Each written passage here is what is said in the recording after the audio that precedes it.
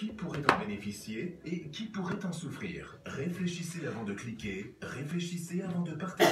Pendant l'épidémie de Covid-19, ne faites confiance qu'aux sources d'informations officielles et aux médias crédibles. Ne partagez pas d'informations non vérifiées. Ceci est un message de l'UNESCO. Coucou, c'est Delphine Lemoine. Je vous invite à me retrouver pour l'émission Jazz et Java tous les vendredis de 11h à midi sur IDFM 98, la radio du bien-être. À très vite.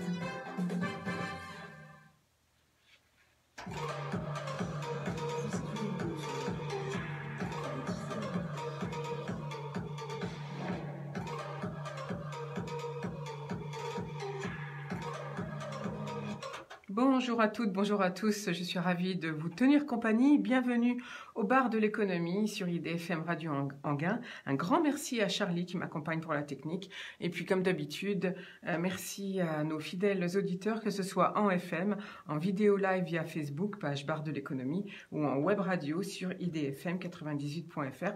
Et puis c'est nouveau, vous pourrez réécouter cette émission sur la chaîne YouTube bar de l'économie. Alors, comme d'habitude depuis quelques jours, malheureusement, 5 minutes sur le Covid avec notre expert, le professeur Gilbert Deray, interviewé par Jean-Claude Durousseau. Et puis nous aurons la Minute Coach pour se faire du bien avec Valérie Guénancia. Et bien sûr, nos entretiens du jour. Aujourd'hui, nous serons avec Pierre Cuchely, président de la Chambre de commerce et d'industrie du Val d'Oise. Nous aurons également Gaëlle Carala, qui est fondatrice de Mob Heavy, qui est entrepreneuse du Val d'Oise aussi. Et puis Joachim Tavares, fondateur de Papi Happy, ancien directeur d'EHPAD, avec qui nous ferons un point sur la situation des personnes âgées, voire très âgées. Tout de suite, eh bien, c'est parti pour les 5 minutes sur le Covid. Pour comprendre le Covid-19, comme tous les jours, je suis en duplex avec le professeur Gilbert Deray. Professeur Gilbert Deray, bonjour. On va bientôt déconfiner, on va reprendre les transports en commun. Donc là, bien sûr, quand on va être 4 personnes au mètre carré, on va plus être dans les mesures, dans les précautions de distanciation sociale. Alors, quelles précautions il faudra prendre quand on va reprendre les transports en commun? Bon, d'abord, il n'est pas imaginable et pas acceptable que l'on revoie des avions bondés et des métros bondés dans les prochaines semaines. Et ce vol Paris-Marseille avec des passagers les uns à côté des autres, c'est juste inimaginable. Et donc, idéalement, il faudrait quand même que ceux qui s'occupent de ces problèmes fassent en sorte qu'on n'ait pas de métro bondé et qu'on interdise qu'on ait 4 personnes au mètre carré dans ces métros, sinon on ne va pas y arriver. Hein. Ça, c'est la première chose. La deuxième chose, c'est qu'il faut absolument, dans les transports en commun, que tout le monde ait un masque. Ça me semble une absolue nécessité, qui d'ailleurs est déjà soulevée. Il faut que les métros soient convenablement, les bus, enfin tous les transports en commun, convenablement nettoyés régulièrement, de façon à ce qu'on élimine toutes les possibilités de germes dans ces métros. Donc mes conseils sont les suivants, c'est un masque, c'est du gel hydroalcoolique pour vous nettoyer les mains quand vous allez toucher des surfaces, quand vous sortez par exemple d'une rame de métro ou du bus, ou avant d'y monter. Et puis, si vous voyez une rame qui est bondée ou un bus qui est bondé, j'ai le regret, c'est pas ça de vous dire que il faut pas y monter. Gel hydroalcoolique, il faudra se laver les mains. Est-ce qu'il faut porter des gants en plus? Le problème des gants, c'est que c'est une fausse sécurité parce que vos gants vont se contaminer. Donc si vous portez des gants, que vous avez l'impression d'être protégé, mais qu'après vous portez votre gant au visage, vous allez vous contaminer, parce que c'est pas la peau qui laisse entrer le virus. C'est en fait les voies respiratoires, c'est le nez, c'est la bouche. Et donc, je pense qu'il vaut mieux, soit vous êtes capable de gérer vos gants et vous les mettez jamais au visage, soit il est quand même plus simple de décontaminer vos mains quand vous entrez et sortez, parce que décontaminer vos gants, ça va être plus difficile. On nous demande aussi si les lunettes protègent. Alors, oui, en partie, les lunettes vont protéger si quelqu'un vous tousse à la figure, parce que les yeux, c'est aussi une source d'entrée. Ou si quelqu'un vous crache à la figure de façon évidemment non intentionnelle. C'est évidemment pas une protection majeure. Si vous arrivez à mettre un masque et une visière, vous êtes mieux protégé, oui, qu'avec un masque tout seul, parce que vous avez les yeux qui sont protégés. Vos lunettes seules, c'est une petite protection. Les masques, est-ce qu'il faudra porter des masques lavables? Est-ce qu'il faudra porter les fameux masques FFP2 dans les transports en commun? Vous n'aurez pas le choix, parce que des masques FFP2, ils vont être réservés au corps médical. 2, il ne faut pas sous-estimer la difficulté de les porter, parce qu'ils sont totalement adhésifs au visage, on ne respire pas bien dans un FFP2. Et 3, ils ont une durée de vie de 3 à 4 heures. La question, vous ne les aurez pas. Si vous avez des masques de type chirurgical, portez-les, c'est bien. Apprenez, alors il y a des tutos maintenant sur Internet, faites attention à la façon dont on les met et la façon dont on les enlève.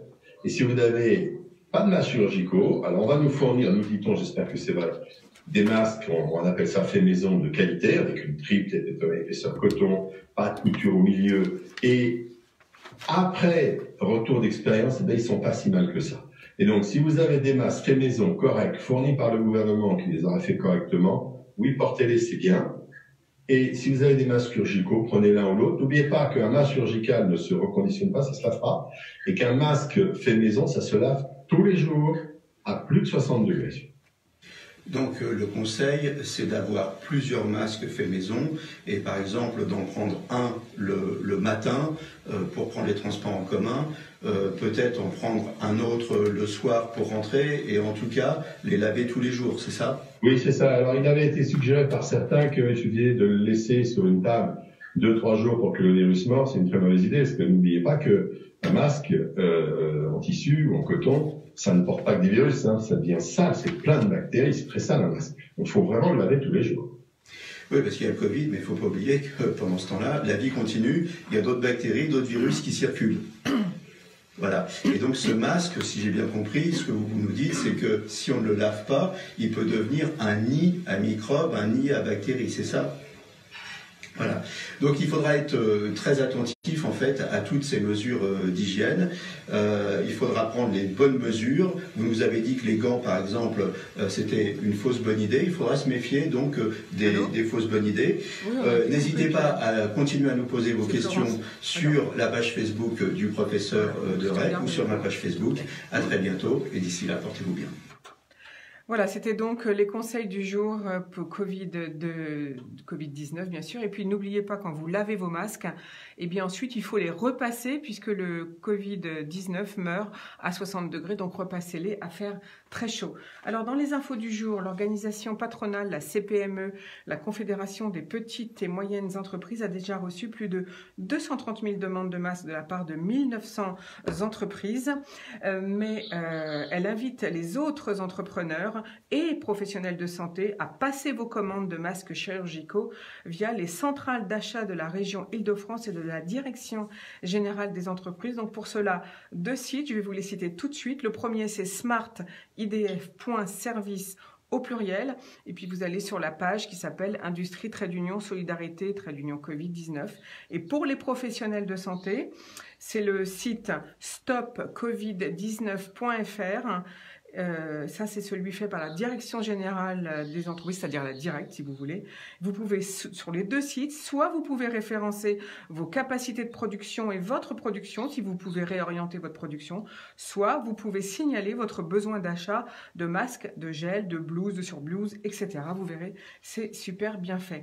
Alors, pour Paris spécifiquement, il y a 3 points de distribution organisés par la CPME à partir d'aujourd'hui. Il y en a un boulevard Serrurier, un autre boulevard Voltaire et un rue de l'Amiral d'Estaing. Et donc, pour les joindre, il faut vous inscrire pour les demandes et pour être, bien sûr, délivré en produits. Il faut vous les joindre, il faut s'inscrire sur cpme-paris-île-de-france.fr, tout attaché. Autre info, si vous êtes au chômage partiel en France, cela concerne donc tout de même 11,3 millions de salariés. Le gouvernement a activé la convention FNE pour vous permettre de bénéficier de formations 100% financiers par l'État. La vocation de ce dispositif FNE Formation est de soutenir les actions de formation en faveur du développement des compétences et pour relancer, bien sûr, pour relancer l'économie à la sortie de crise. Vous savez que les Français ont du retard dans le numérique et dans le digital, donc profitez-en pour développer vos compétences digitales. Souvenez-vous, j'ai reçu mardi l'école Webforce 3, le groupe de 50 écoles dont une est à Gonesse en Val d'Oise, qui vous propose des formations professionnelles d'une durée de 35 heures. Vous pouvez les avoir en live, en replay, donc à votre rythme. Pour ça, consultez www ou pas, bien sûr, mais surtout le site wf3.fr ou alors le site webico.fr avec le webinar, la formation à distance, 100% prise en charge, développer vos compétences numériques, etc. Vous trouverez facilement, j'en suis sûre. Autre information, c'est l'opération inédite, repas préparés par des bénévoles de la Croix-Rouge. Donc ça n'est pas acheté. C'est une opération inédite entre la Croix-Rouge et le pôle de lutte contre les exclusions du conseil départemental. Ils sont en train de préparer 750 repas pour les bénéficiaires du RSA du Val d'Oise. Donc ces repas seront livrés à 750 familles chez vous demain. Et donc pour ça, ils font appel à des bénévoles, à des bikers. Et il faut saluer cette initiative qui est très belle pour demain. Le marché dernière info, le marché d'Anguin rouvre aujourd'hui. Nous sommes avec notre premier invité du jour, Pierre Cuchely. Bonjour. Oui, bonjour. Vous êtes président de la Chambre de commerce et d'industrie du Val d'Oise. Que pensez-vous de la fermeture et de la réouverture des marchés ? Écoutez, moi je suis quand même satisfait de voir qu'aujourd'hui, il y a 32 marchés qui ont été réouverts, qui ont obtenu des autorisations de la préfecture pour réouvrir. Et à ce titre, nous sommes le département d'Île-de-France qui avons le plus de marchés ouverts. Donc je voudrais d'abord remercier les services du préfet qui ont été particulièrement compréhensifs là-dessus. Je salue notamment le marché d'Anguin qui réouvre aujourd'hui, le marché d'Aumerville, marché des terroirs d'Aumerville qui aura lieu dimanche. C'est tous les acteurs de ces marchés méritent qu'on les aide, bien entendu. Je crois qu'il est important aussi de dire en ce qui concerne ces marchés que pour que l'on obtienne la réouverture de tous les marchés, il est important que les visiteurs aient quelque part un comportement le plus civique possible. Ça vaut pour les marchés d'ailleurs, ça vaut pour tout le reste. Si on veut pouvoir se déconfiner le plus rapidement possible, l'attitude de chacun d'entre nous est extrêmement importante. En tout cas, voilà, je tenais à saluer les services de la préfecture ce matin, parce que par rapport à d'autres départements, on a plutôt un peu de chance et de compréhension. Absolument, il faut saluer cette initiative du préfet, et puis aussi le fait qu'on prend conscience qu'il faut absolument soutenir les agriculteurs. Mais vous avez raison, je pense qu'il faut inciter les Français à porter un masque tout le temps, pendant quelques temps en tout cas. Il va falloir qu'on apprenne à vivre avec le Covid, parce que prendre les bonnes initiatives et ne pas oublier son masque, c'est un nouveau geste à prendre en compte quand on sort de chez soi. Je pense qu'il est certain que, si vous voulez, nous entrons dans une nouvelle ère aujourd'hui qui risque de durer un petit moment. Il va falloir qu'effectivement tous nos comportements changent ou évoluent. Effectivement, porter un masque lorsque l'on sort de chez nous, mais je pense aussi que notamment dans les activités professionnelles, on se rend compte qu'il y a beaucoup de choses. Moi, je vais citer un exemple que je connais bien, c'est-à-dire moi, jusqu'à présent, chaque fois qu'il y avait une réunion quelque part, je me croyais obligé de prendre la voiture et d'y aller. On se rend compte en ce moment qu'on peut très bien faire des choses depuis son téléphone. La preuve, je vous parle depuis mon domicile avec mon téléphone. On peut faire des choses par visioconférence. Ça se fait de plus en plus. Moi, j'en ai plusieurs tous les jours. Je vous avoue qu'au début, j'étais très mal à l'aise. Je comprenais pas comment ça fonctionnait, etc. Aujourd'hui, je me suis habitué et je commence à me dire que finalement, à l'avenir, il y a beaucoup de réunions auxquelles j'aurais plus besoin d'assister physiquement. Je pourrais y assister à distance. Je pense aussi qu'il y a beaucoup de nos dirigeants d'entreprises, mais aussi de collaborateurs qui se rendent compte que finalement ils peuvent travailler de chez eux, donc peut-être qu'une journée par semaine, 2 journées par semaine à l'avenir, même quand on sera, ce que j'espère le plus rapidement possible, revenu à une situation normale, peut-être que nous avons une organisation qui va se modifier, et ça vaut pour l'ensemble de notre comportement. Pierre Cuchely, ça fait partie justement des questions que je voulais vous poser en tant que président de la Chambre de commerce et d'industrie. Le décalage horaire pour les salariés et le télétravail, est-ce applicable à long terme, à votre avis, pour la majorité des entreprises, en tout cas celles adhérentes à la CCI du Val d'Oise? Est-ce que ça plaît aux chefs d'entreprise et aux salariés? Est-ce que vous avez déjà des remontées? Alors, j'ai pas encore de remontée. Alors déjà, toutes les entreprises qui sont inscrites au registre du commerce sont adhérentes de la CCI, toutes, d'accord. Alors, je n'ai pas encore de remontée concernant cette nouvelle organisation à venir, mais je crois qu'il n'y a pas le choix. Je veux dire, nous allons être obligés de revoir tous nos comportements. Je pense que dans beaucoup d'entreprises, on va dire de taille importante ou de taille moyenne, la question des horaires un petit peu différents, la question du télétravail, elle pourra se mettre en œuvre assez facilement. Mon épouse travaille pour une entreprise, on va dire, d'État. Elle avait droit jusqu'à présent à 2 jours de télétravail par semaine. En fait, elle en faisait une tous les 15 jours. Et puis elle m'a dit encore hier soir, finalement, je me rends compte que je suis tout aussi efficace de la maison et je pense qu'à partir de maintenant, je ferai 2 jours de télétravail par semaine à l'avenir, même quand on sera revenu à une situation normale. La question se pose pour les TPE. Bien entendu, pour les petites entreprises et pour les petites PME, ça va être plus difficile à mettre en œuvre. Mais c'est une question, je pense qu'on n'a pas le choix. Je veux dire, nos comportements vont devoir changer à l'avenir. Donc je pense que malheureusement, on n'aura pas le choix. Ça peut même valoir peut-être pour des artisans, je vais dire, peut-être que se déplacer sur des chantiers, je pense qu'ils le font déjà, ils le faisaient déjà avant, lorsque le chantier est un petit peu loin de chez eux, mais la question des horaires décalés va forcément se poser encore plus. Mais encore une fois, avons-nous le choix? Je pense qu'on n'a pas le choix. Il va falloir qu'on modifie nos comportements, qu'on travaille plus de chez soi, que l'on adapte nos horaires, que l'on se déplace moins, que l'on mette un masque dès qu'on sort de chez nous, qu'on se lave un peu plus souvent les mains, etc. Je pense que malheureusement, on n'a pas le choix.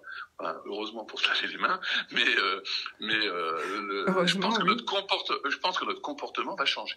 Et on n'a pas le choix. Et je pense, moi, ce que j'ai compris des annonces du Premier ministre, il nous a quand même un petit peu responsabilisés les uns les autres. Moi, je fais pas de politique, je fais du développement économique, mais je pense que d'une manière générale, il nous a quand même fait passer un signal, c'est soyez responsables, changez votre comportement, adaptez-le, et plus vite vous serez tous bien responsables, plus vite, on sortira de ce confinement qui est pénible pour tout le monde. Merci pour ce commentaire. Bien sûr, on est tous tout à fait d'accord avec vous. D'ailleurs, vous savez qu'on retransmet en vidéo via Facebook et vous avez plusieurs personnes, auditeurs via Facebook, qui vous saluent, Pierre Cuchely. Ça, c'est gentil. Voilà. Eh bien, je les salue aussi. Voilà, c'est dit. Alors, autre question que j'avais envie de poser, finalement, confinement, déconfinement, quel bilan pour les entreprises inscrites à la CCI? On voit que Airbus est dans la tourmente puisqu'il a annoncé une perte de 480 millions au premier trimestre. Quel impact peut-on estimer pour les sous-traitants, notamment du Val d'Oise, puisque c'est un gros département bien implanté en aéronautique? Alors c'est sûr que déjà, d'une manière générale, si vous voulez, je pense que tous les secteurs sont touchés. On parle aujourd'hui de l'aéronautique. Moi, j'ai quand même une pensée aussi, on a parlé tout à l'heure des marchés, de l'agriculture. J'ai une pensée aussi pour les restaurants, pour les hôtels, pour tout ce qui est événementiel, pour tout ce qui est tourisme, qui vraiment... c'est la première économie du pays, il faut l'avouer. Exactement, et qui non seulement est dans une impasse, mais en plus, ils n'ont même pas de calendrier, ce qui n'est pas le cas des autres industries. Concernant la mécanique d'une manière générale et l'industrie dans le Val d'Oise est extrêmement touchée. Vous parlez de l'aéronautique, il y a aussi l'industrie, la sous-traitance automobile, qui est très importante dans le Val d'Oise et qui est fortement impactée. Alors c'est clair que la sous-traitance aéronautique, on avait déjà la crise chez Boeing avec les problèmes de 737 MAX. S'ajoute à ça la crise chez Airbus. C'est clair que cette filière est particulièrement impactée, que on sait que, par exemple, moi j'ai eu hier une grosse entreprise du Val d'Oise, un dirigeant d'une grosse entreprise du Val d'Oise qui travaille dans la sous-traitance pour l'aéronautique, qui m'a dit, moi j'ai demandé des mesures de chômage partiel jusqu'à la fin de l'année. Parce qu'il dit, moi aujourd'hui, je sais plus où je vais, j'ai des commandes, mais tous mes clients qui eux-mêmes sont des sous-traitants en rang 1 d'Airbus et de Boeing, m'ont demandé de stopper mes commandes. Vous avez une autre entreprise qui m'a dit, moi j'ai plein de pièces en stock qui étaient prêtes, je m'apprêtais à les envoyer avec la facture, mes clients... gros donneurs d'ordre dans l'aéronautique m'ont dit stop, vous arrêtez et vous les gardez pendant 6 mois. Donc, gros point d'interrogation sur la survie de ces entreprises. Alors, j'ai vraiment en ce moment une inquiétude forte pour ces entreprises-là, mais pas que. Honnêtement, je suis inquiet pour... on va dire presque tous les secteurs. Il y en a quelques-uns qui se portent bien, mais ils sont quand même pas nombreux. Moi, je suis inquiet pour une grande partie de nos entreprises, bien sûr du secteur sous-traitance automobile et aéronautique, bien sûr, comme je l'ai dit, tout ce qui est hôtellerie, restauration, tourisme, mais pas que. Je veux dire, aujourd'hui, dans le Val d'Oise, beaucoup d'entreprises souffrent. Alors justement, le président de la République, dans son dernier discours, a pris conscience qu'il faut réindustrialiser la France. Vous, en tant que président de Chambre de commerce et d'industrie, qui avez réunion régulière avec les représentants de l'État, notamment via les services du préfet, est-ce que vous ne pensez pas qu'il faudrait que les industriels demandent une aide de l'État pour, se réindustrialiser dans d'autres domaines qu'on a finalement exportés, notamment en Chine. Je sais pas, par exemple, on fabrique plus de machines à laver en France, tout bêtement. Est-ce qu'on peut pas réimaginer des lignes de production ou des réorganisations d'industrie, par exemple du Val d'Oise, dans d'autres domaines? Non seulement on peut le souhaiter, mais moi j'en appelle effectivement à un patriotisme économique. Je veux dire, pourquoi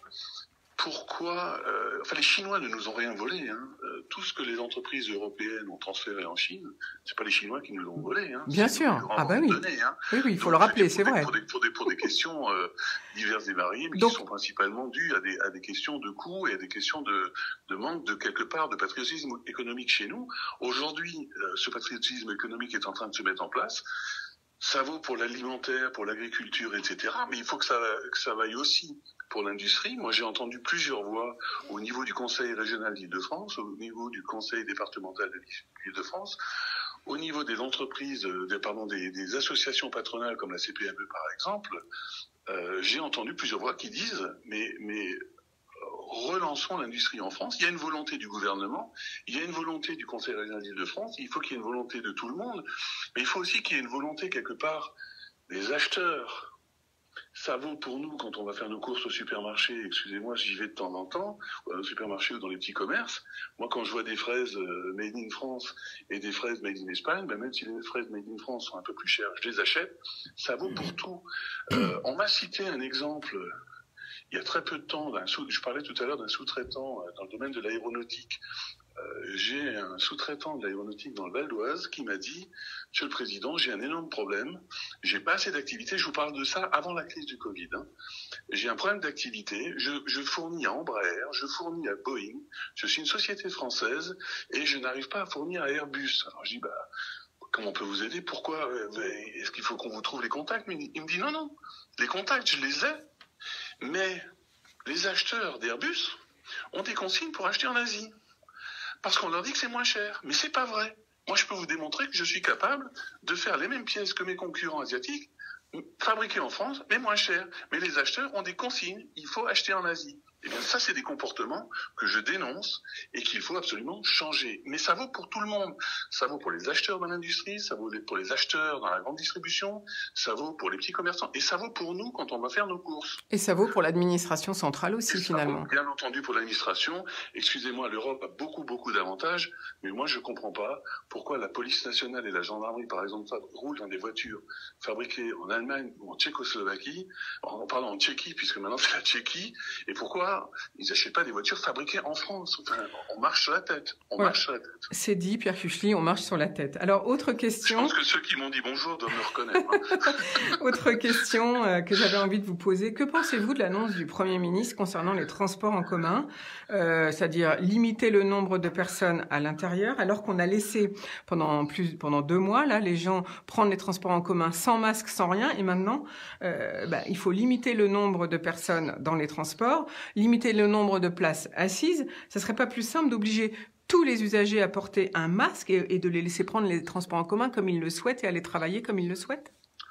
Alors écoutez, j'étais un peu punchy jusqu'à présent, là je vais être un petit peu plus prudent. Moi je pense que ce virus, on ne sait pas tout, on ne connaît pas tout. Et je suis inquiet, encore aujourd'hui, par rapport à l'évolution de ce virus et par rapport à la transmission de ce virus. Je pense qu'on ne sait pas tout. Alors vous avez raison lorsque vous dites jusqu'à présent on a laissé les gens sortir comme ça, prendre des transports en commun comme ça, et là maintenant on veut mettre des règles beaucoup plus strictes. Je voudrais pas être Premier ministre aujourd'hui, d'ailleurs je voudrais pas non plus être ministre de l'économie ou ministre du travail, je voudrais même pas être ministre du tout, mais je pense que le problème est beaucoup plus important et plus grave que ce que l'on sait aujourd'hui. On voit bien que c'est un virus qui est capable de décimer une bonne partie de l'humanité, en tout cas. Oui, mais concernant par exemple sa transmission et son déplacement, je pense qu'on ne sait pas tout. Au début, on nous a dit, écoutez, ne vous mettez pas à moins d'1 mètre des copains, etc., parce que ça se transmet par postillon. Puis un beau jour, on nous dit, mais ça se transmet peut-être aussi par l'air. Finalement, c'est plus 1 mètre, c'est 4 mètres. Finalement, on a trouvé ce virus dans les eaux usées de Paris, etc. Moi, je pense, alors vraiment, je pense, et je voudrais parler avec la plus grande des prudences, mais moi, je pense qu'on ne sait pas tout. J'espère que nos gouvernants en savent un peu plus que nous et ne nous disent pas tout, mais j'en suis même pas sûr. En tout cas, moi, je ne peux que répéter ce que j'ai dit tout à l'heure. Soyons tous très prudents, soyons tous très responsables. Je pense que la sortie va passer par nos comportements. Donc, alors, vive le télétravail, le déplacement à vélo, et voilà. Concernant les déplacements, je pense que si on nous dit il faut mettre un masque et il faut réduire le nombre de personnes dans des trains ou dans des bus, etc., je pense qu'il faut le faire. Il doit y avoir une raison. Mais économiquement, ça va être très difficile pour la SNCF et la RATP. Oui, mais déjà, c'est difficile aujourd'hui. Je pense que la SNCF et la RATP sont comme toutes les entreprises en France. Elles ont intérêt à ce qu'on sorte de cette crise le plus vite possible. Et pour en sortir, il faut qu'on se protège et il faut qu'on adapte nos comportements. Alors, autre question, Pierre Cuchely. Je rappelle que vous êtes président de la Chambre de commerce et d'industrie du Val d'Oise. Les commerces de centre-ville ont le droit d'ouvrir dès lundi prochain, le 4 mai, s'ils sont équipés, bien sûr. Comment cela va-t-il se passer pour les centres commerciaux de plus de 40 000 mètres carrés laissés à la discrétion du préfet? Alors j'avoue que j'ai découvert ça donc avant-hier comme tout le monde et comme notamment les dirigeants de centres commerciaux de plus de 40 000 mètres carrés. J'avoue que là encore j'ai pas tous les éléments, mais on va attendre que les textes sortent pour essayer de comprendre ce qui est quand même. Enfin, ça me semble incroyable. Pourquoi à 39 000 mètres carrés vous ouvrez et pas à 41 000 à partir du moment où l'organisation, l'accueil, les règles sont fixées? J'avoue que je ne sais pas. Je pense aussi qu'il y a des cas variés suivant les centres commerciaux. Enfin, les régions peut-être. Peut-être les régions, peut-être aussi les centres commerciaux. Enfin, vous avez des centres commerciaux qui sont adossés à des hypermarchés. Et d'autres qui n'accueillent que de l'habillement, etc. Je pense que les cas vont être différents. J'ai vu avec les marchés, on en a parlé tout à l'heure, que nous avons dans le Val d'Oise la chance d'avoir un préfet et des services de la préfecture qui écoutent ce qu'on leur propose et qui écoutent nos arguments. J'ose espérer que pour les centres commerciaux de plus de 40 000 mètres carrés, on arrivera à obtenir la même souplesse qu'on a réussi à obtenir sur les marchés. En tout cas, vous pouvez compter sur moi pour me battre aux côtés des dirigeants de ces centres commerciaux. Je pense que tout le monde compte sur vous, Pierre Cuchely, c'est effectivement vrai. D'ailleurs, justement, pour les commerces, la question des soldes, est-ce que vous êtes au courant? Quelle date et quelle modalité? Qu'est-ce qui est prévu? Alors écoutez, pour moi, pour l'instant, je n'ai pas d'informations concernant les modalités exactes. Ce que je sais, c'est que la CCI régionale, dont nous faisons partie à la CCI du Val d'Oise, a fait des propositions, notamment dans les réunions que nous avons avec le préfet d'Île-de-France, pour faire démarrer les soldes au 24 juin et jusqu'à la fin août, en laissant le choix aux commerçants de les pratiquer entre ces deux dates et sur une durée de 6 semaines consécutives. Il faut bien comprendre que les soldes, que vous vendiez des vêtements ou que vous vendiez des meubles, par exemple, la problématique n'est pas du tout la même. Et donc, il faut qu'on puisse... nous, ce qu'on demande, c'est que, bien entendu, il y ait ces soldes sur des périodes un petit peu, comme je viens de le dire, de manière à ce que chacun puisse faire un petit peu ce qu'il veut en fonction de sa clientèle, parce que, encore une fois, tous ces commerces ont beaucoup souffert, donc il faut qu'on leur donne un petit peu d'aide. Alors Pierre Cuchely, à la CCI, vous aidez les entreprises et les commerces à la reprise d'activité. Il y a plusieurs initiatives. Est-ce qu'on peut en parler quelques minutes ? Écoutez, avec grand plaisir. Donc nous essayons de jouer notre rôle. D'abord, D'abord, on a mis en place pratiquement le premier jour un numéro d'appel régional pour que les entrepreneurs, mais pas que, qui se posent des questions, puissent appeler. Nous avons eu plusieurs milliers d'appels très rapidement. Le Val d'Oise a eu sa part là-dedans, plutôt une part assez importante d'ailleurs. Nous avons même eu des salariés qui, au départ, se posaient des questions et ne trouvant personne à qui les poser, ont appelé la CCI en disant, ben voilà, on se pose des questions par rapport au chômage partiel, etc. Donc on leur a répondu. Nous-mêmes, et je voudrais en profiter, alors vous allez vous dire que je le fais à chaque fois que j'interviens sur vos ondes, mais je voudrais rendre hommage à l'équipe de la CCI du Val d'Oise qui a vraiment fait le job. Nous-mêmes, on a appelé plus de 1000 entreprises dans le Val d'Oise, et ça représente vraiment un gros travail. Ah oui, effectivement. On a appelé 1000 entreprises pour prendre de leurs nouvelles, pour voir où ils en sont, comment ils sont organisés, et voir comment on peut les aider. Je vous dis ça moi-même, j'en ai appelé pas beaucoup, j'en ai appelé une vingtaine, mais c'est vraiment un gros travail. Et franchement, la Chambre de commerce et de l'industrie qui est souvent un petit peu dénigrée, je peux vous dire, et d'ailleurs Bruno Le Maire l'a reconnu, il a reconnu le travail des CCI dans cette période de crise, donc je me permets d'insister là-dessus. Nous avons aussi créé une opération qui s'appelle J'aime mes commerces à domicile. Hashtag J'aime mes commerces à domicile, effectivement. Voilà, où avec les villes qui le souhaitent, on essaie de mettre en avant les commerces qui sont ouverts, les commerces sont ouverts et qui font de la vente à emporter, y compris les producteurs, les agriculteurs, etc. Il y a aujourd'hui une communauté d'agglo. Alors j'ai plus les informations en tête là, mais il y a une communauté d'agglo qui le fait. On a déjà une dizaine de communes avec qui on travaille et nous sommes en discussion avec un certain nombre d'autres communes pour mettre en place ça. On travaille aussi en ce qui concerne l'industrie sur réexaminer la carte client-fournisseur, etc. Mais ça, on en a parlé. On a créé une plateforme qui s'appelle CCI Entraide Île-de-France. En fait, c'est une plateforme d'offres c'est-à-dire que par exemple, je sais pas, une entreprise, par hasard, si ça existe, une entreprise qui a trop de masques et qui voudrait le dire à ses collègues, eh bien nous avons créé donc une plateforme qui lui permet de passer une annonce. Alors c'est pas le bon coin, on essaye de faire vraiment des annonces qui soient liées aux problématiques actuelles. Oui, c'est une plateforme pour recenser tous ceux qui peuvent produire d'un côté et tous ceux qui en ont besoin de l'autre. Tout à fait, ou qui ont besoin de tissus, qui ont besoin d'élastique, qui ont besoin de quoi que ce soit. Tous les gens qui ont besoin d'aide et tous les gens qui peuvent proposer une aide, bien sûr concernant les entreprises, ont accès à cette plateforme. Bien entendu, la CCI quand même, on regarde un petit peu quand même les annonces avant de les publier. Celui qui veut vendre sa voiture, lui, il faut qu'il aille sur le bon coin. Aujourd'hui, on a près de 80 annonces qui sont en ligne, ce qui est plutôt pas mal pour une plateforme que nous venons de lancer. Et nous sommes la deuxième région en France à avoir lancé cette plateforme après la Normandie, sachant que le Val d'Oise a été le moteur sur l'Île-de-France pour qu'on sorte. Effectivement, on peut saluer votre équipe au niveau de la Chambre de commerce. Alors, merci beaucoup Pierre Cuchely pour cet entretien. Je vais juste compléter ce que vous venez de dire par inviter donc tous ceux qui veulent participer à des webinars que la CCI propose. C'est gratuit. Il faut s'inscrire donc sur le site de la CCI.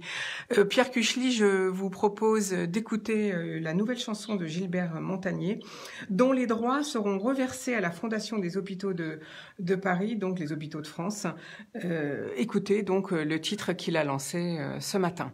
Très bonne journée à vous, Pierre Cuchely. On vous retrouvera bien sûr, bien évidemment, au plaisir quand vous voulez, voilà, dans notre émission. À bientôt et bonne journée. Merci, au plaisir. Au revoir.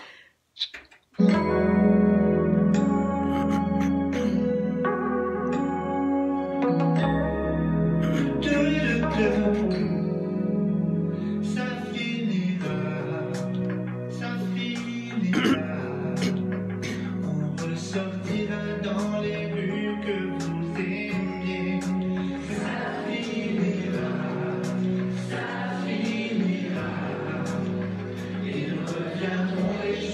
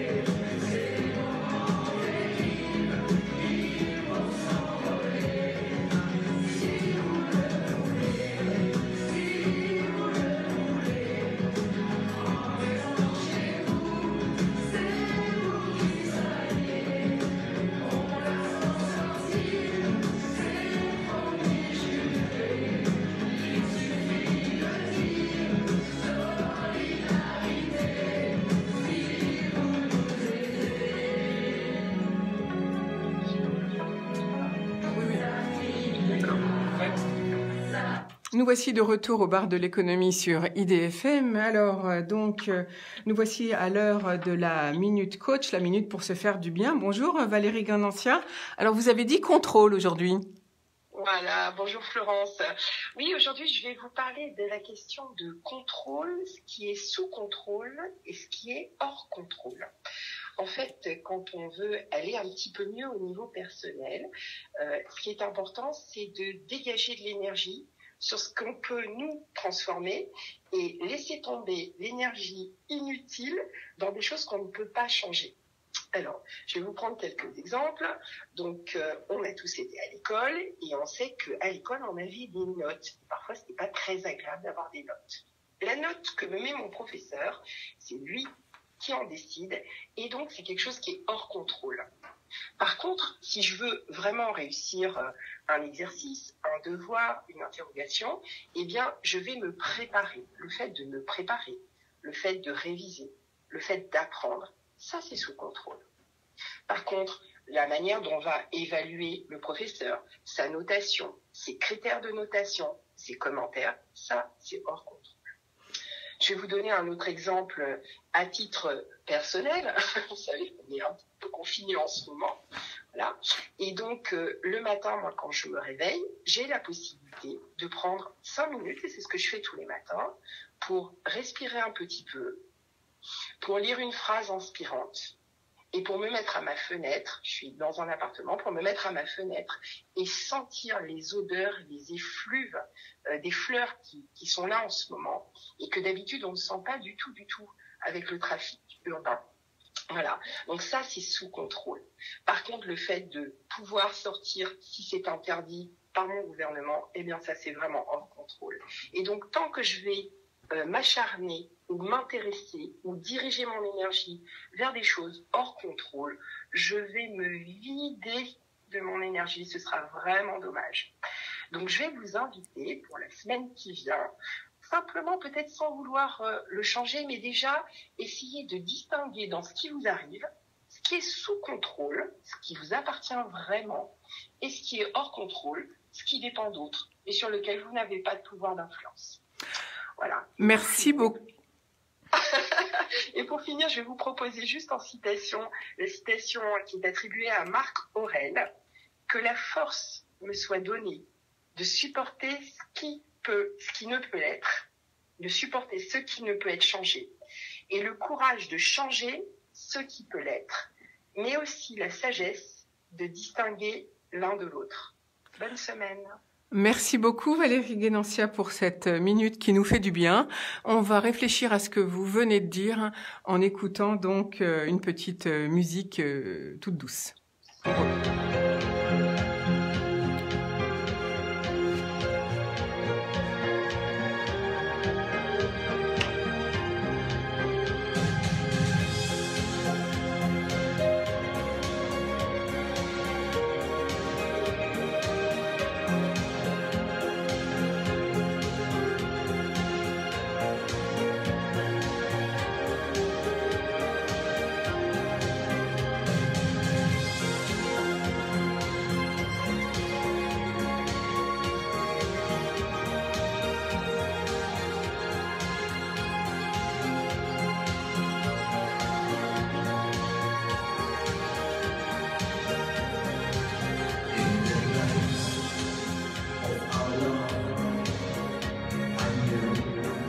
Times were changing for one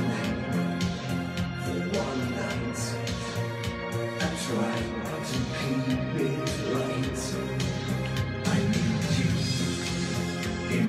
Nous voici de retour grâce à DJ Charlie. J'espère que vous avez bien profité de réfléchir à la Minute Coach proposée par Valérie Guénanciat.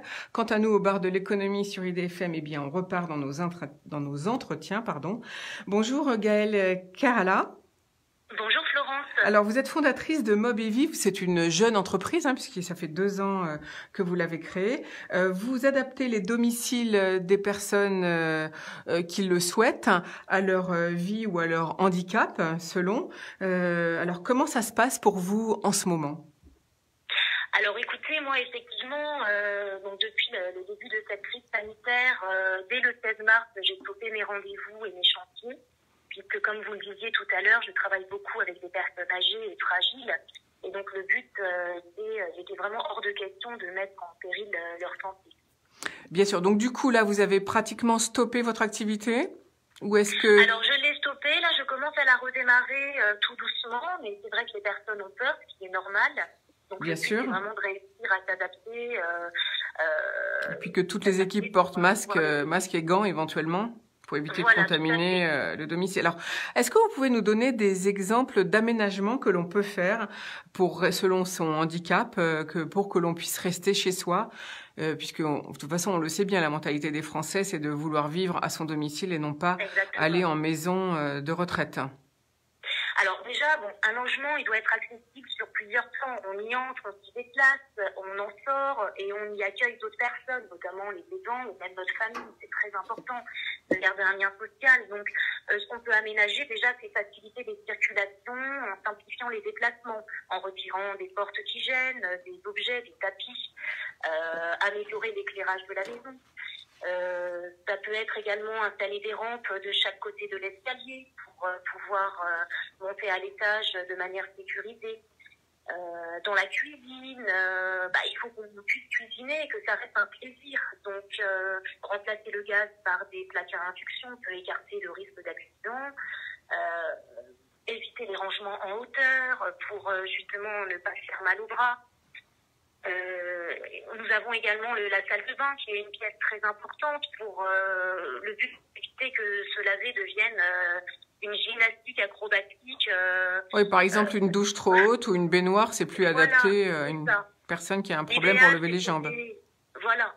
L'idéal, c'est de poser une douche à l'italienne, de retirer les rangements, par exemple, sous la vasque pour qu'on puisse s'installer, s'y asseoir lorsqu'on est fatigué, pour se brosser les dents. C'est des petites choses finalement, mais est-ce que les personnes, quand vous leur proposez ces conseils, l'acceptent volontiers ou est-ce qu'il y a des freins psychologiques? Alors aujourd'hui, il existe encore vraiment un frein psychologique à l'adaptation du logement qu'il faut vraiment travailler. Parce que finalement, il s'agit pour la personne d'accepter des modifications de son habitat dans lequel on a nos habitudes depuis 30, 40 ans. Et en plus, ce sont des modifications qui sont associées au vieillissement. Donc du coup, il y a des comportements de déni ou le refus de changer ses habitudes qui peuvent parfois faire blocage. Donc c'est vrai que résultat, c'est souvent suite à un malheur qu'on entreprend les démarches et souvent c'est bien trop tard. En fait, à la dernière minute, finalement, on s'y prend. On a du mal à accepter son handicap, en fait, c'est ça? On a du mal à l'accepter, exactement. Et puis, c'est vrai que trouver les bonnes sociétés, coordonner les travaux, trouver les bons équipements, c'est pas non plus une mince affaire. Donc, c'est là que mon rôle a tout son sens. Est-ce qu'il y a des aides financières? Ce sera ma dernière question, Gaëlle Carala, si vous voulez bien. Je rappelle que vous êtes fondatrice de Mob et Vie. Est-ce qu'il y a des aides financières possibles pour les personnes qui veulent adapter leur logement? Alors oui, il existe des aides. L'Agence nationale pour l'amélioration de l'habitat peut subventionner 35 à 50% du montant des travaux. Il y a aussi l'APA. Les caisses de retraite également, les travaux d'adaptation du logement peuvent aussi donner droit à un crédit d'impôt de 25% selon les équipements. Et puis plus récemment, il y a l'aide à l'adaptation du logement pour le vieillissement en partenariat avec Action Logement qui permet d'obtenir jusqu'à 5 000 € d'aide pour refaire sa douche par exemple. Et là, chaque organisme a ses conditions, j'imagine. Voilà, il y a des conditions de revenus et puis le but c'est vraiment de se rapprocher donc du coup des CCAS de notre commune, des assistantes sociales. Et moi, mon rôle est aussi justement d'accompagner mes clients dans ces dossiers d'aide qui sont pas non plus toujours très simples. Alors justement, si on veut vous contacter pour aider ou pour transformer son logement, quel est le site internet sur lequel on vous joint, Gaëlle Carala? Alors c'est le site internet domevie.fr, donc domvie.fr, et puis j'ai ma page Facebook également, Domevie Enghien-les-Bains. Merci beaucoup pour cet entretien. Gaël Kerala, je vous propose une pause musicale et puis on va poursuivre dans le même domaine puisqu'on va demander à Joachim Tavares, le fondateur de Papy Happy, comment se passe justement la relation avec les plus âgés puisque c'est le service qu'il propose. On revient donc dans quelques instants. Merci.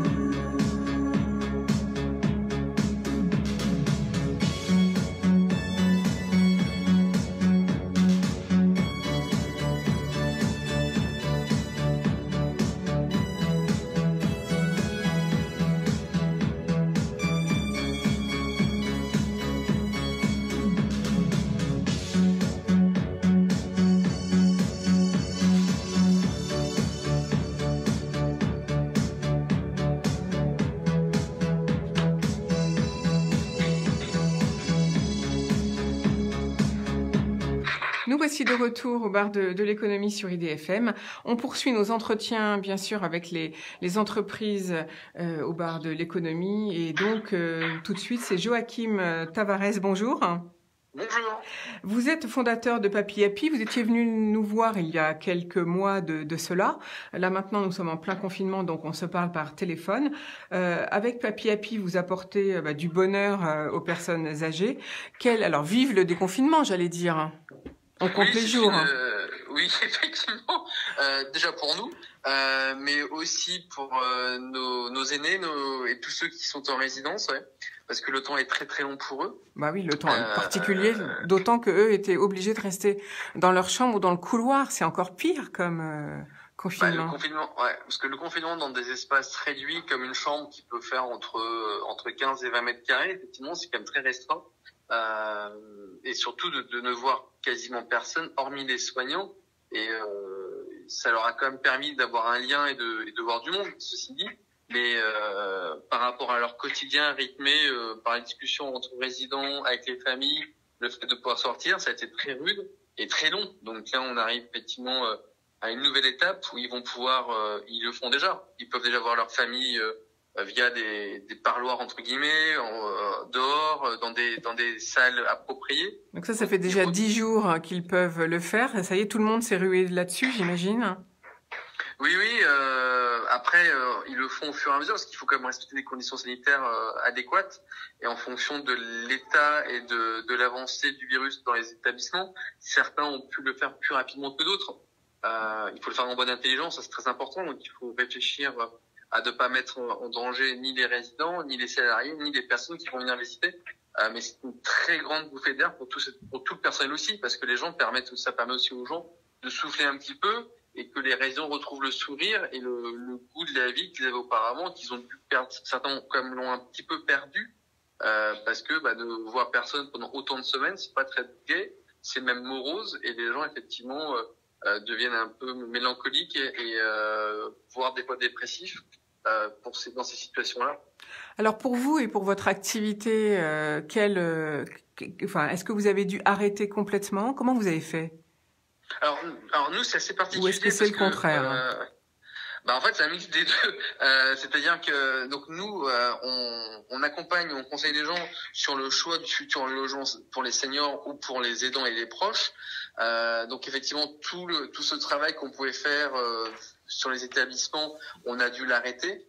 On s'est consacré beaucoup plus sur la communication et de permettre aux familles de donner leur avis et aussi de permettre aux familles de remercier les soignants qui s'occupent de leurs proches via le site, via des posts sur Facebook. Donc on a beaucoup accentué là-dessus pour permettre aux gens qu'il y ait un échange et qu'il y ait un échange un peu différent, c'est-à-dire de dire merci, de toujours pouvoir aussi avoir la possibilité de critiquer, mais qu'il y ait cette revalorisation du travail que font les soignants partout en France. Donc ça, on s'y attache et on a aussi permis à nos salariés à travailler de chez eux et aussi d'échanger avec des résidents qui sont tout seuls chez eux, de pouvoir discuter avec eux, de parler du temps, de l'actualité qui est très riche. Donc on a essayé de coller à l'actualité et surtout de coller aux besoins des gens et d'essayer d'apporter un petit peu d'humanité et de couper et briser cette solitude quand les gens effectivement nous appellent et échangent avec nous. Donc finalement, grâce au téléphone, ça permet de maintenir un lien. Oui, en fait, on revient à des vieilles méthodes, mais qui fonctionnent, le téléphone, et des fois d'avoir quelqu'un au bout du fil, d'échanger un tout petit peu, d'entendre quelqu'un, de vous parler d'autre chose que du quotidien, ça fait du bien. Déjà pour nous, en tout cas moi c'est mon cas, et pour nos aînés, ça leur fait du bien, ça leur fait plaisir. Donc on essaie de faire cela, on essaie des fois d'échanger avec des maisons de retraite qui ont des fois besoin de matériel, donc on essaie d'être trouver des petites solutions. Alors justement, côté matériel, on a vu qu'il y a une explosion donc de toutes les applis par vidéo. Est-ce que là les maisons de retraite se mettent à se moderniser et à faire des relations avec les écrans ou les applications qui permettent de faire de la vidéo? Alors, il y en avait déjà certains comme qui le faisaient déjà auparavant. Il y avait déjà il y a beaucoup d'applis qui existent, il y a beaucoup d'entreprises, de start-up qui sont créées depuis quelques années et qui travaillent là-dessus. Donc ça existait déjà. Pour celles qui n'étaient pas effectivement dans ce schéma-là, l'épidémie du Covid-19 a accéléré cela, et surtout il y en a certains qui se sont rendus compte que c'était vraiment quelque chose d'utilité publique. D'avoir la possibilité pour une famille de communiquer via Skype ou d'autres applications. Oui, WhatsApp ou Zoom, oui, même à la limite.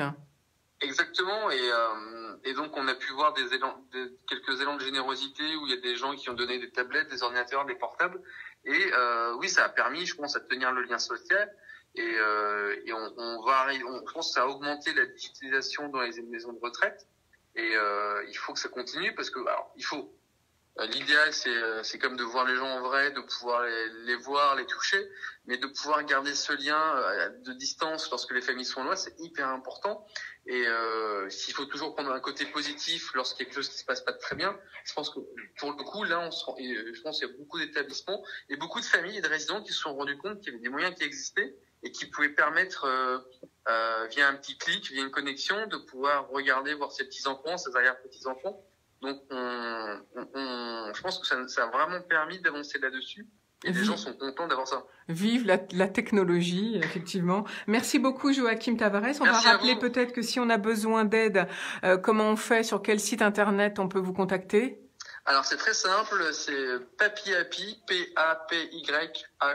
papyhappy.fr. Voilà, c'est dit. Merci beaucoup. On va poursuivre cette émission. Bonne journée à vous aussi et bon confinement encore.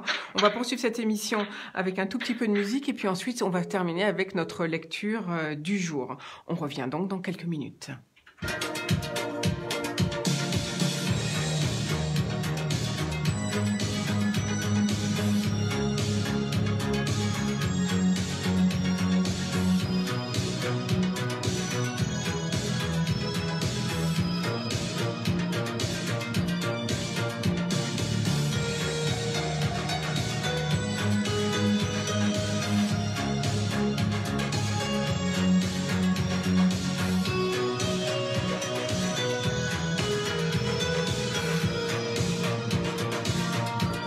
Voilà, c'était toujours de la musique grâce à notre DJ Charlie, que l'on remercie. Et tout de suite, avec Dominique Flora. Bonjour Dominique.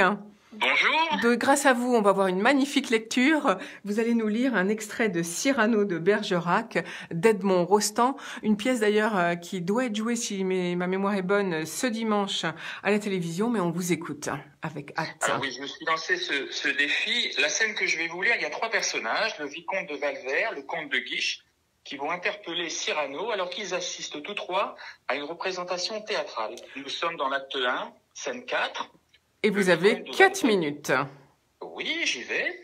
Le vicomte de Valvert s'avance vers Cyrano qui l'observe et se campant devant lui d'un air fat. Vous avez un nez très grand. Cyrano gravement, très. Le vicomte, Cyrano, c'est tout? Ah non, c'est un peu court, jeune homme. On pouvait dire au Dieu bien des choses, en somme, en variant le ton. Par exemple, tenez, agressif. Moi, monsieur, si j'avais un tel nez, il faudrait sur le champ que je me l'amputasse. amical. Mais il doit tremper dans votre tasse. Pour boire, faites-vous fabriquer un nappe. Descriptif. C'est un roc, c'est un pic, c'est un cap, que dis-je, c'est un cap. C'est une péninsule. Curieux. De quoi sert cette oblongue capsule? D'écritoire, monsieur, ou de boîte à ciseaux? Gracieux. Aimez-vous à ce point les oiseaux que paternellement vous vous préoccupâtes de tendre ce perchoir à leurs petites pattes? Truculent. Ça, monsieur, lorsque vous pétunez, la vapeur du tabac vous sort-elle du nez, sans qu'un voisin ne crie « au feu de cheminée ?» Prévenant. Gardez-vous, votre tête entraînée par ce poids de tomber en avant vers le sol. Tendre. Faites-lui faire un petit parasol de peur que sa couleur au soleil ne se fane. Pédant. L'animal seul, monsieur, qu'Aristophane appelle hippocampéléphantocamélos, dut avoir sur le front tant de chair que sur tant d'os. Cavalier. Quoi, l'ami, ce croc est à la mode? Pour prendre son chapeau, c'est vraiment très commode. Emphatique. Aucun vent ne peut, né magistral, t'enrhumer, tout entier, excepté le Mistral. Dramatique, c'est la mer Rouge quand il saigne. Admiratif, pour un parfumeur, quelle enseigne. Lyrique, est-ce une conque? Êtes-vous un triton? Naïf, ce monument, quand le visite-t-on? Respectueux, souffrez monsieur qu'on vous salue. C'est là qui s'appelle avoir pignon sur rue. Campagnard. Et Hardé, c'est qui un nez, nana? C'est qu'un nain des géants ou qu'un camelon nain? Militaire. Pointé contre cavalerie. Pratique. Voulez-vous le mettre en loterie? Assurément, monsieur, ça sera le gros lot. Enfin, parodiant Pyrame en un sanglot, le voilà donc ce nez qui, des traits de son maître, a détruit l'harmonie. Il en rougit, le traître. Voilà ce qu'à peu près, mon cher, vous m'auriez dit si vous aviez un peu de lettres et d'esprit. Mais d'esprit, ô le plus lamentable des êtres, vous n'en eûtes jamais un atome, et de lettres, vous n'en avez que les 3 qui forment le mot sot. Eussiez-vous d'ailleurs l'invention qu'il faut pour pouvoir là, devant ces nobles galeries, me servir toutes ces folles plaisanteries? Que vous n'en eussiez pas articulé le quart de la moitié du commencement d'une. Car je me les sers moi-même, avec assez de verve, mais je ne permets pas qu'un autre me les serve. De Guiche voulant amener le vicomte pétrifié. Vicomte, laissez donc! Le vicomte suffoqué. Ces grands airs arrogants, un obro qui n'a même pas de gants, et qui sort sans ruban, sans bouffette, sans gants. Cyrano. Moi, moralement, c'est moralement que j'ai mes élégances. Je ne m'attive pas ainsi qu'un freluquet, mais je suis plus soigné si je suis moins coquet. Je ne sortirai pas avec, par négligence, un affront pas très bien lavé, la conscience jaune encore de sommeil dans le coin de son œil. Un honneur chiffonné, des scrupules en deuil. Mais je marche sans rien sur moi qui ne reluise, empanaché d'indépendance et de franchise. Ce n'est pas une taille avantageuse, c'est mon âme que je cambre ainsi qu'en un corset, et tout couvert d'exploits qu'en ruban je m'attache. Retroussant mon esprit, ainsi que de moustaches, je fais, en traversant les groupes et les ronds, sonner les vérités comme des éperons. Voilà, Florence. Merci beaucoup. Merci beaucoup, Dominique. On s'est bien amusé grâce à vous. On vous retrouve bien sûr jeudi prochain. On va vous souhaiter à tous un très bon confinement, bien sûr. Eh bien, on vous accompagne maintenant. Ce sera lundi, puisque demain, c'est 1er mai, jour férié. Il n'y a pas d'émission. Et on est ravis de vous retrouver dès lundi prochain. Prenez bien soin de vous. Surtout, portez un masque lorsque vous sortez. Et je vous embrasse et je vous dis ciao, ciao. À lundi. Très bon week-end.